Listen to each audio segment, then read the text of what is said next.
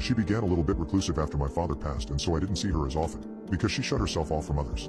I spent a long time trying to create a relationship with my mother again, and slowly, over the course of a couple of years, I did manage to reconnect with her. Things weren't as they once were, but she did invite me over once a week for a cup of coffee. During these hour-long visits, we would sit in the kitchen and talk about times gone by. About my childhood, about my time at school, and about all of the good times we had together. The one subject that didn't come up, however, was my father. I think the pain was still too raw for my mom to talk about him. On one of my weekly visits, though, I thought that I would try and mention my father, as I felt that it might do Mom some good to talk about it. I decided to mention the story that he would tell me every night. Do you remember that story Dad used to tell me before bed, the story of Bosco and Billy? I hesitantly asked, not knowing how Mom would react to the mention of her late husband. Mom looked up from her cup of coffee that she was drinking. She looked confused.